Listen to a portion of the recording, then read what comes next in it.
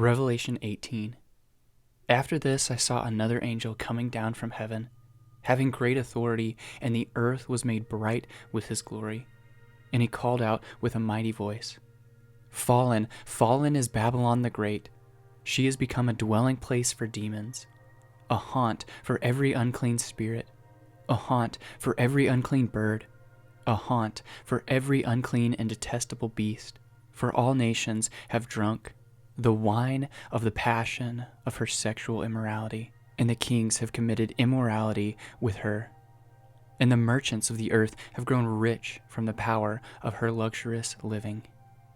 Then I heard another voice from heaven saying, "Come out of her, my people, lest you take part in her sins, lest you share in her plagues.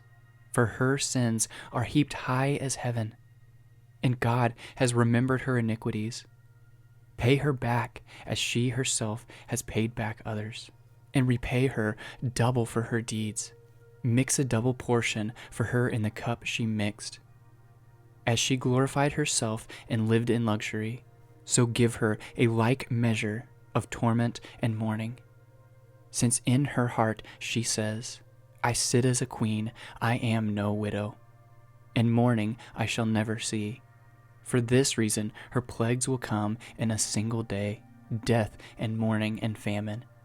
And she will be burned up with fire, for mighty is the Lord God who has judged her. And the kings of the earth who committed sexual immorality and live in luxury with her will weep and wail over her when they see the smoke of her burning.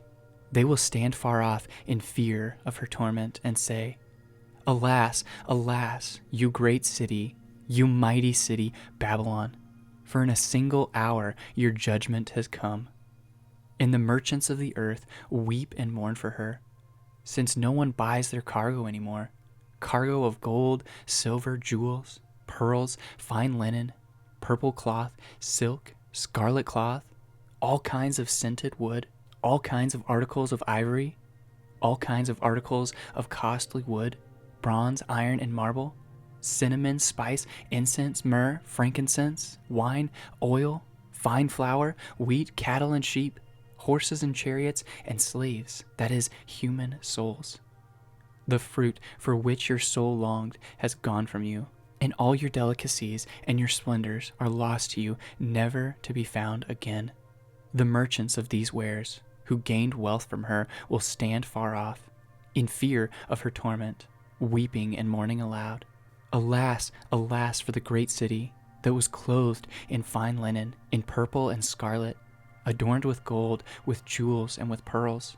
For in a single hour all this wealth has been laid waste, and all shipmasters and seafaring men, sailors, and all whose trade is on the sea stood far off, and cried out as they saw the smoke of her burning, 'What city was like the great city?'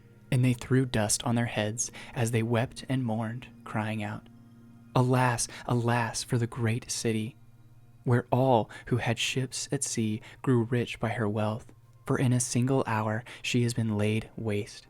Rejoice over her, O heaven, and you saints and apostles and prophets, for God has given judgment to you against her.' Then a mighty angel took up a stone like a great millstone and threw it into the sea, saying, 'So will Babylon the great city be thrown down with violence, and will be found no more. And the sound of harpists and musicians, or flute players and trumpeters, will be heard in you no more. And a craftsman of any craft will be found in you no more. And the sound of the mill will be heard in you no more. And the light of a lamp will shine in you no more. And the voice of a bridegroom and bride will be heard in you no more. For your merchants were the great ones of the earth, and all nations were deceived by your sorcery. And in her was found the blood of the prophets and of saints, and of all who have been slain on earth.'"